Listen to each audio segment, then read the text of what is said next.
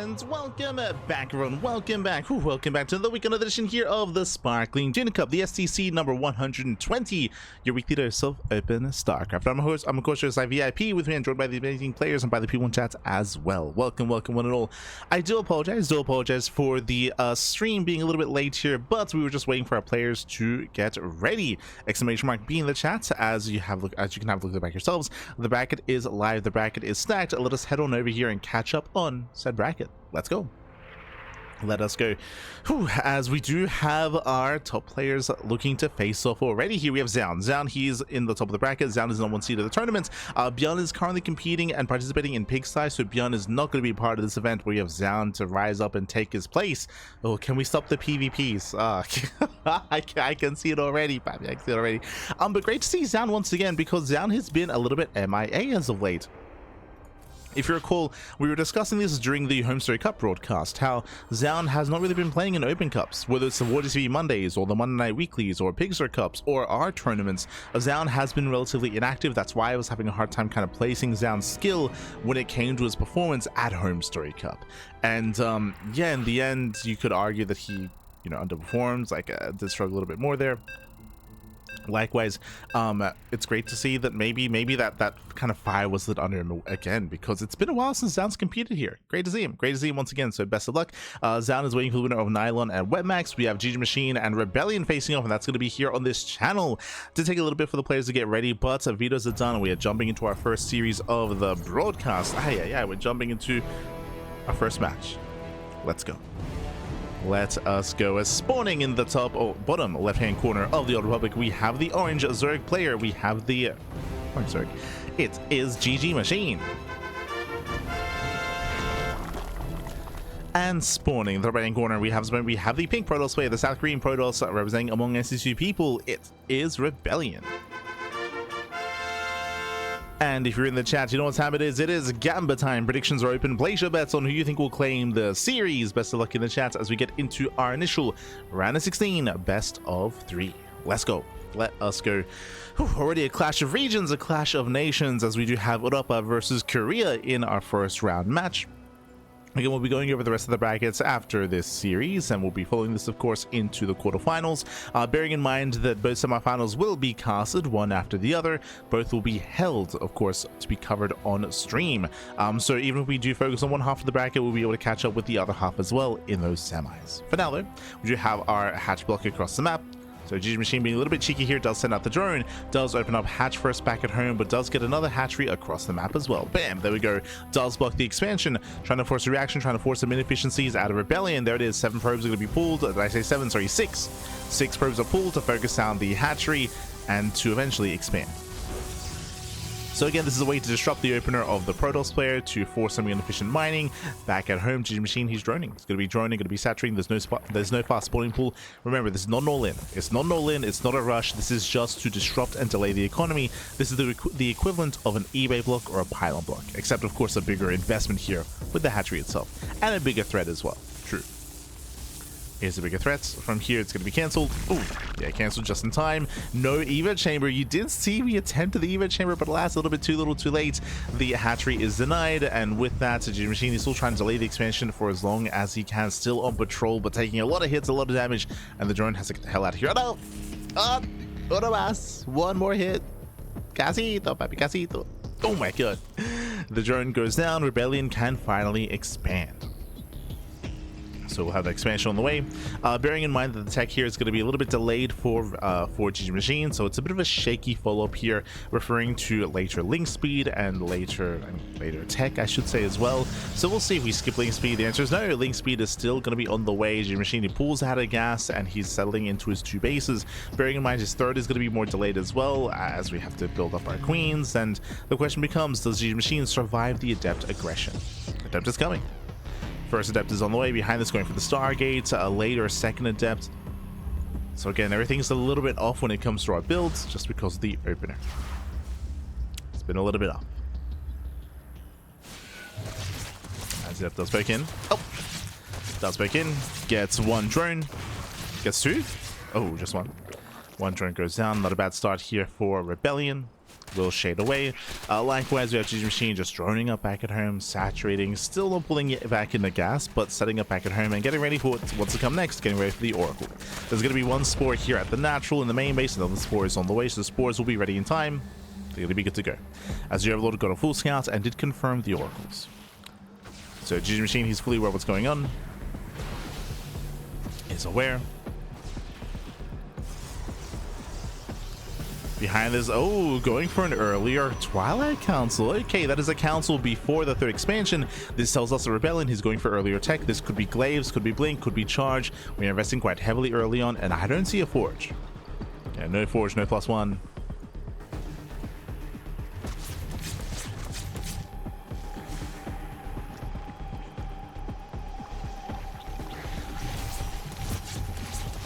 This ReBellioN is going to be zoned away.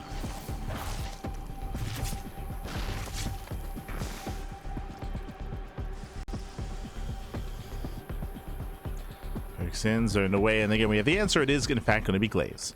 Now what's interesting to me here is that I believe there's no Robo. Yeah, there's no Robo, so there's no Warp Prism alongside this. It's going to be what looks to be 4 Gate Glaive Adepts, but I believe ReBellioN can expand with this because he's not investing into the Robo. Robo's in position. We'll keep an eye on ReBellioN as he's setting up for the expansion. Yep, there it is. 3rd base is on the way. So again, this is like a quote-unquote macro Glaive Adept build. I say macro, like again, like, there's no Robo, there's no Warp Prism. Instead, the money being spent on the expansion. But still a very late 3rd. True. It's still very delayed. Oh, the Oracle Perk Sin gets shut down though. Yeah, nice reactions there out of GgMaChine. Shuts down the Oracle. Yeah, +1 range on the way. GgMaChine building up into his roaches. He got a safety roach horn, true. Should have pointed that out. Is playing it safe. Did notice that the 3rd base was delayed. And scouts. Ooh, scouts the extra adepts. Yeah, he did see the extra adepts here. He knows. Roaches are amassing. GgMaChine, he can set up a wall here at the natural as well. He can set up his wall. And there, it's not quite a full wall off, but getting there. You can actually get a spore. Yeah, there we go. Drone is in position. Adept safe there in the shade. GgMaChine, he doesn't need to wall off yet. He has his army at the same time, stasis trap into the natural. Not within range of any drones. A little bit awkward. There we go. Does get baited out. Now, bearing in mind that all these Glaive Adepts, because of the investment into this army, Blink is late. Blink is delayed, Forge is delayed, +1 is going to be delayed as well. ReBellioN, he needs to find some damage here, and so far he's yet to do so. Ooh, big supply level for GgMaChine. 7 Overlords are being made. Ay. It's a lot of Overlords.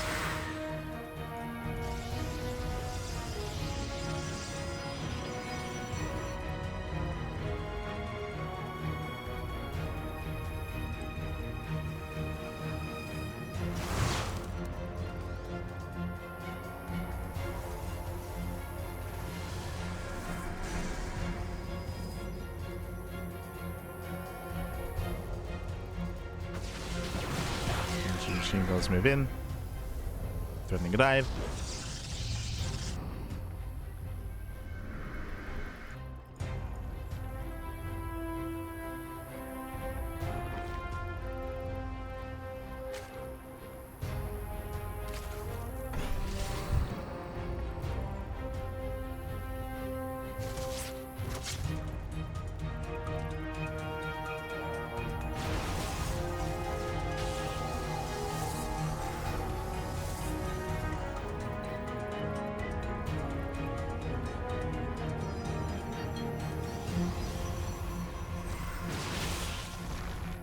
Again, GgMaChine, he is set up back at home, and he's going to be the first to max out. I should bear in mind as well that the reason why GgMaChine is as far as ahead as he is, and he has 81 drones, getting up to a 5th expansion, taking extra gases, taking up in towards +1, +2, Hydra upgrades as well, could even take up in a Hive, is looking very comfortable because of the fail damage. ReBellioN, he invested into all those adepts, and he didn't find any economic damage. We spoke about how it delayed everything else that allows GgMaChine to max out.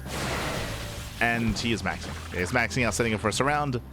Stasis trap has potential. Very nice stasis. Okay. Stasis pops off. Roach Hydra coming in from behind, Sutter stepping in. They're collapsing on the adepts. And cleaning house here, shutting down the adepts, shutting down the stalkers. Ay, ay, ay. Yeah, some brutal trades here for ReBellioN. Gonna be forced further back.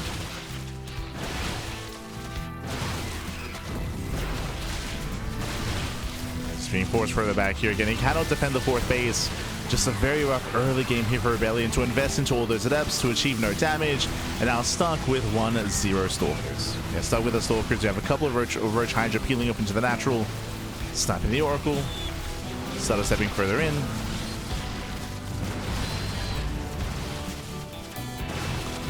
There's nothing left. Down to 5, down to 3 stalkers remaining. We got the energy overcharge, but alas, in the end, GgMaChine, he will break through. He'll break through, he'll break the third, break the main army. GG gets called, and GgMaChine takes game number 1. GG. Whew. GG, well played. Dulce leading the series. Again, just a really rough start there for ReBellioN to open up in such an aggressive manner. I'm going to say open up. I mean, the openers were a little bit shaky and a little bit weird just because the hatch block, of course. But went into Glaive Adepts, committed quite hard, and didn't find any economic damage. Like, that's just brutal to invest that hard, that heavily into all those Adepts. In the end, that did mean that ReBellioN fell behind. GgMaChine, he had the freedom to just drone up as heavily as possible, getting up to 80 workers, and then maxing out. GG well played. With that, we're getting into game 2, and we'll see how our players will adjust here. Again, ReBellioN, his initial build, his initial opener was all thrown off because of the hatch block.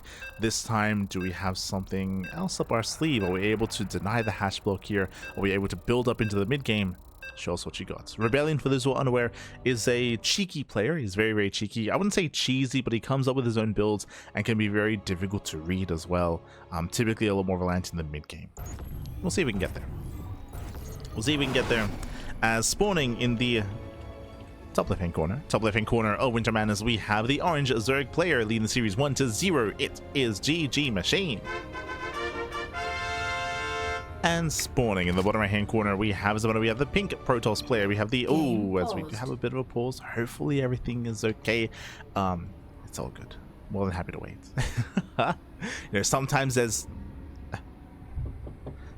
like Uber Eats at the door. You know, you got to get your food. Sometimes a cat jumps onto the table and you got to get him off the keyboard. It happens. It happens. It's happened on cam in StarCraft events before. It's so hopefully everything's okay and there's nothing too serious going on. Meanwhile, Shema, Papi Shema, see in the chats. Bienvenidos. Hopefully all is well. Game resumed. So players are back. Players are back and we're jumping back in.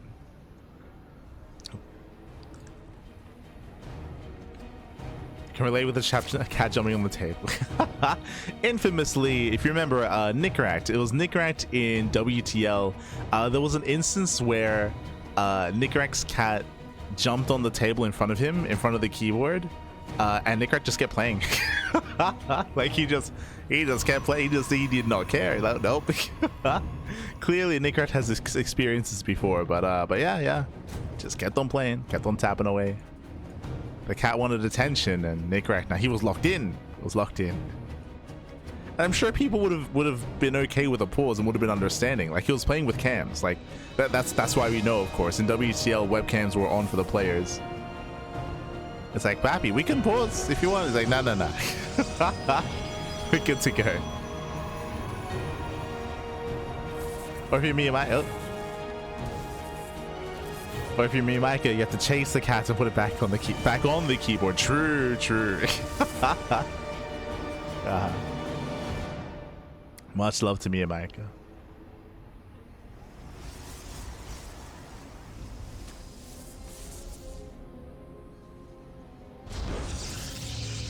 Who's curious? Me and Micah is a Vietnamese Zerg player from back in the day. Whenever he streamed, he would have the camera set on a cat. On me and Micah, to be fair. It was it was a big cat while playing. Este mío. Huh. As this time the hash block was denied. I didn't really get to focus too much on it, but the drone showed up, the hash block was denied, and you can see here the sad spray for GgMaChine. This tells me that when it comes to the early game, ReBellioN does come out on top. It means that this drone was essentially a waste, so wasted resources, wasted income, an inefficient start here for GgMaChine. Drone scouting is not a thing in this matchup. He was trying to hatch block, he failed to hatch block.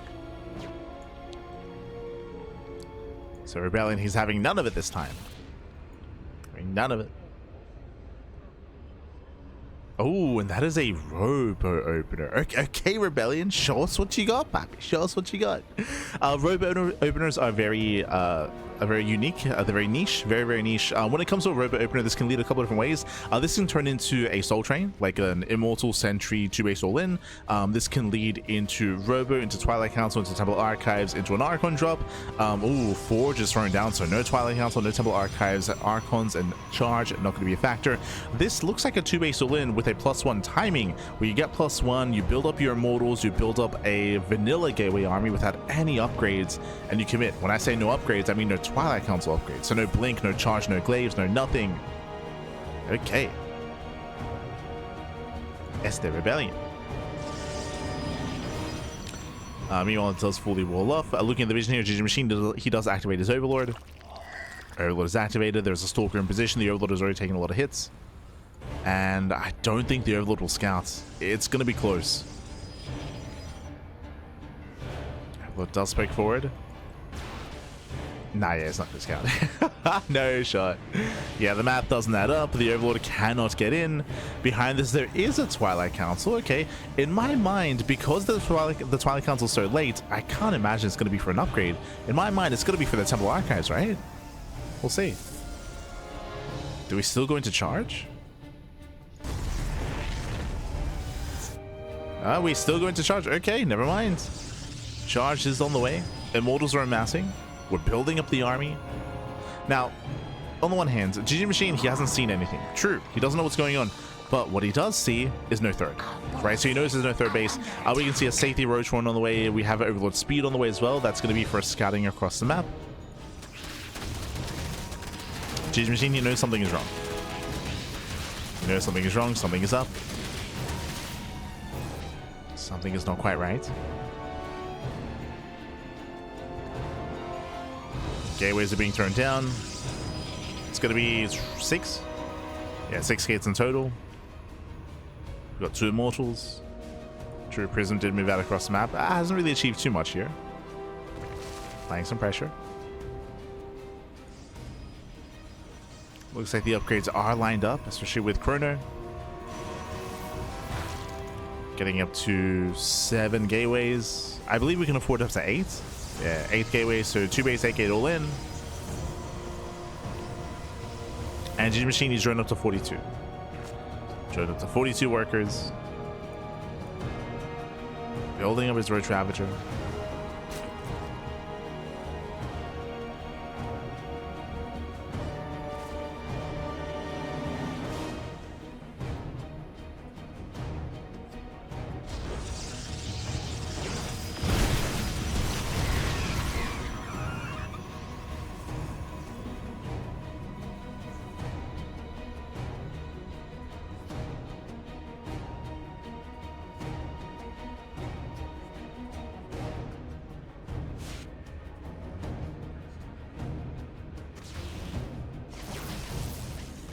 ReBellioN does move out.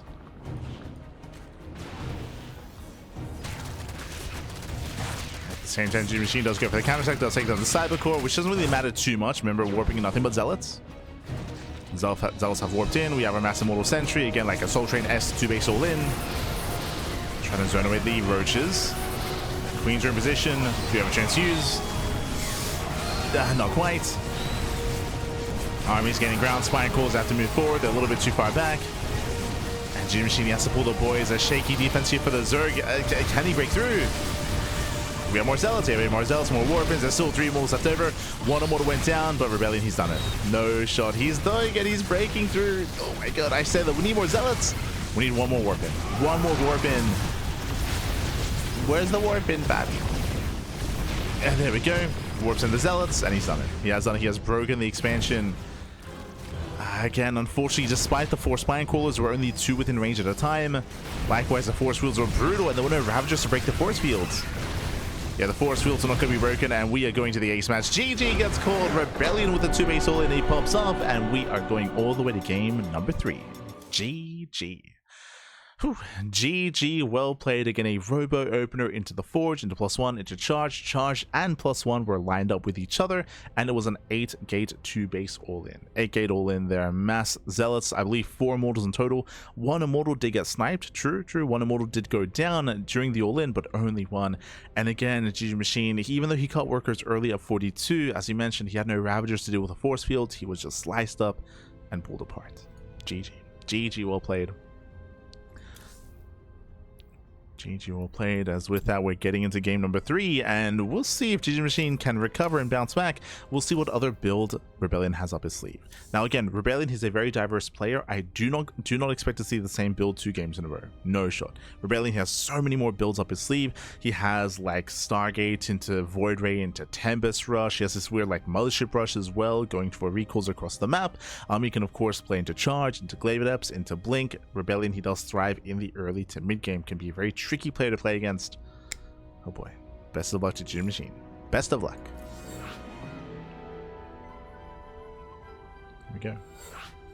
Oh, Esther Lunacy. Hold on.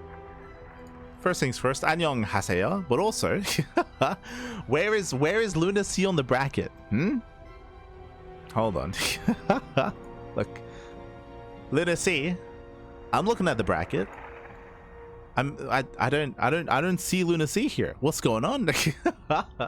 Ay. Este Lunacy, man. For those that don't know, Lunacy, he's a Korean Protoss player. Good friends with ReBellioN, and again, kind of amongst the same caliber of player here. Like when I think of the up and coming players in Korea, I think of ReBellioN, I think of Lunacy, I think of Farmy as well. There's another one that comes to mind. Prome, true. Prome is another. Pulling is wrong. Oh no, not like this. Look, I tease because I want to see more Lunacy, baby. True. SMH, baby, SMH.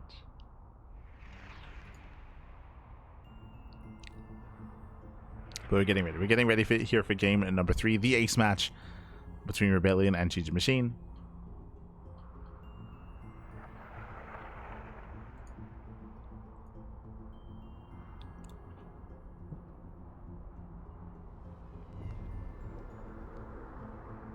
Looks like our players, they did just need a moment.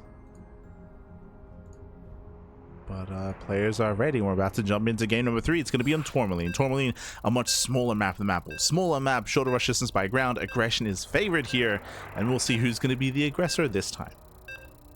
Oh boy. Share my papi, share my.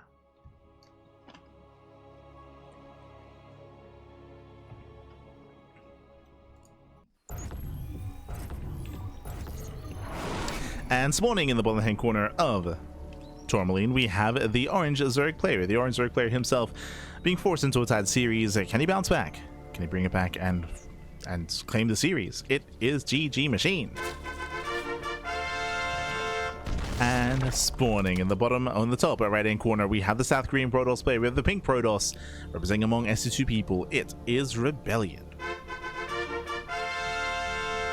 Show us what you got. So now we're setting up once again for the 3rd time in a row. We have the drone moving out across the map, but GgMaChine is going for the hatch block. He was successful in game 1, he was unsuccessful in game 2, but here in game 3 we're loading into a smaller map. It takes less time to get across the map. We'll see if he can get that hatchery up and running. So drone is rallying in. There's going to be a hatch first back at home. Holding onto that drone. Waiting a little bit longer before pouncing.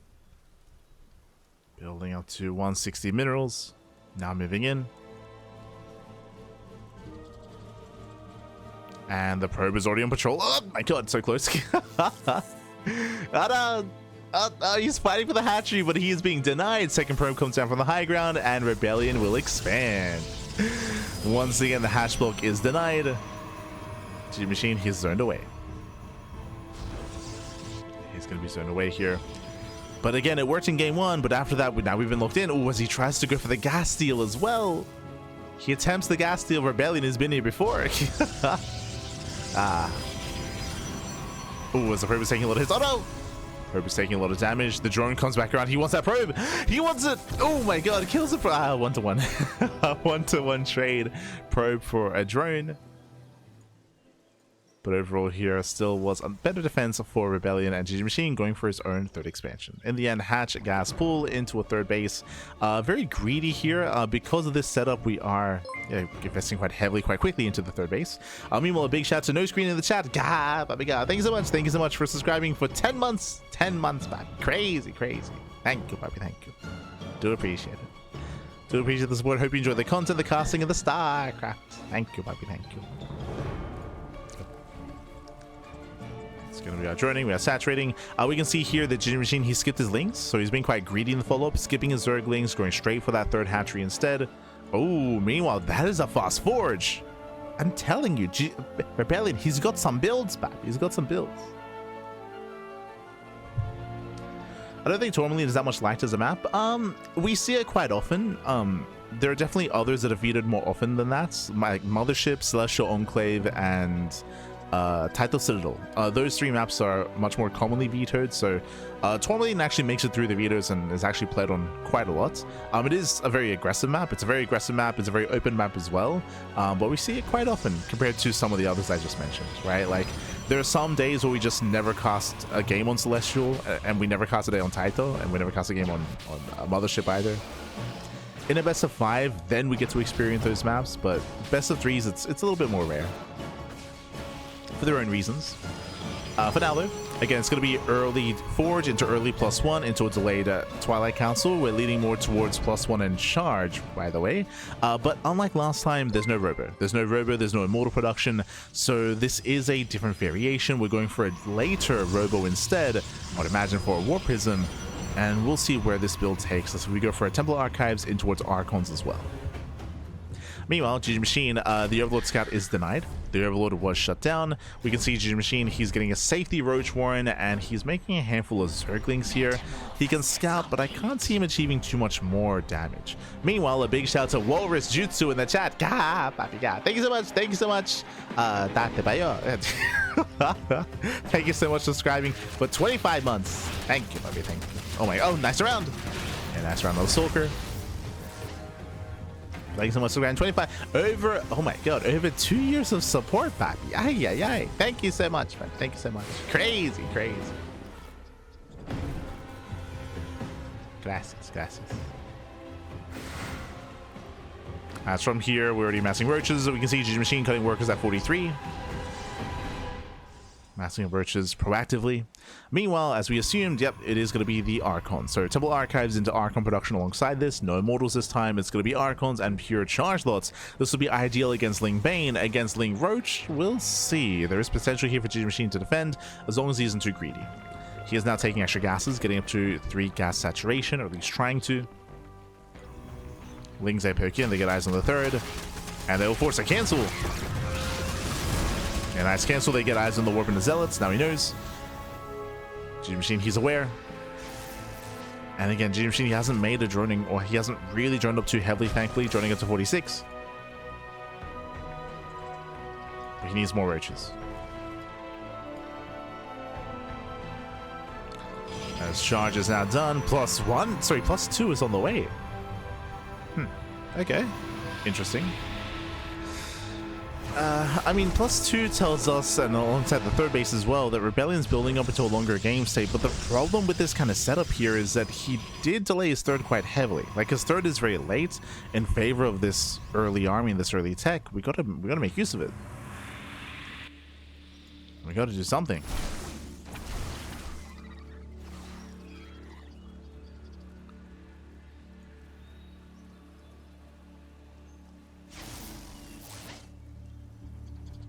ReBellioN does move out.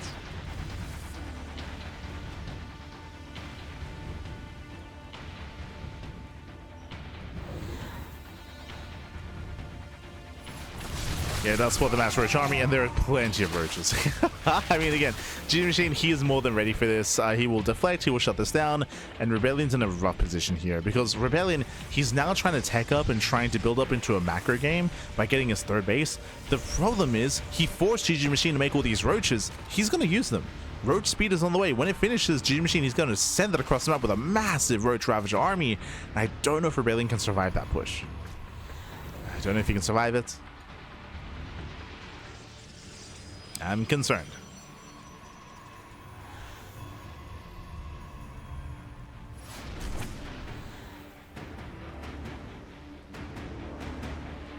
I'm going to be concerned here.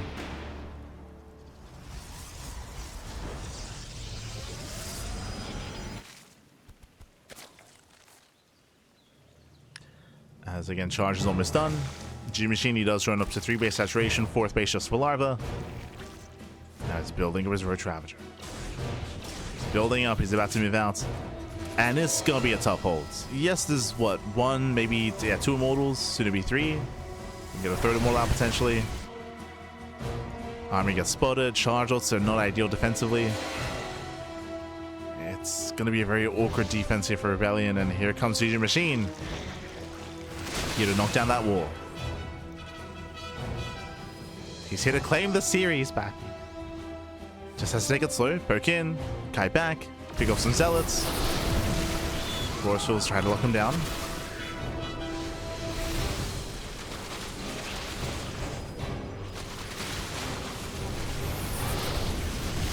They try to. I'll say break the force fields.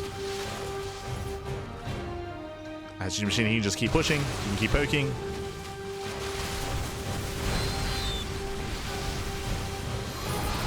Does keep poking in, and now getting on top of the Archons. Archons are exposed, and there's just nothing here. There's just nothing to defend. As we mentioned, the early game did set ReBellioN behind. A charge is not ideal defensively. The Master Roach does overwhelm. Oof. Overwhelms back. He wants that final immortal. He gets it. Oh, battery gets piled.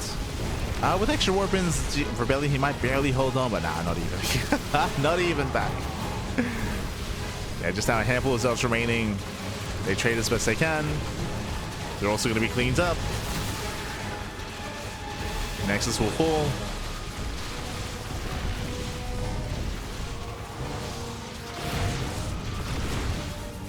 That the Nexus will fall out here on top of the ramp as well. And GG gets called. GG gets called. The GgMaChine snowballs out of control, and he will claim the series 2-1. GG. GG, well played. Congratulations, GgMaChine. He will claim the series. Again, some quirky builds here by ReBellioN. I do love to see it. Unfortunately, here in Game 3, as we mentioned, he did delay his third base quite heavily in favor of the early tech, early charge, early Archons, but didn't really lead to anything. Because of the course of the series, we did have GgMaChine just scout ahead of time, not really confirm what was going on, but play very, very safe. He saw the Zealot warp in, he was ready with plenty of roaches, and he was perfectly safe and sound, and he followed that up with a 3 base all-in. 3 base all-in, 3 base saturation, pure Roach Ravager, sent it across the map. GG. GG, well played. With that, GgMaChine does claim the series, and let's catch up on the bracket. Let's figure out where we are. Let's figure out where we are and where we are headed. Oh.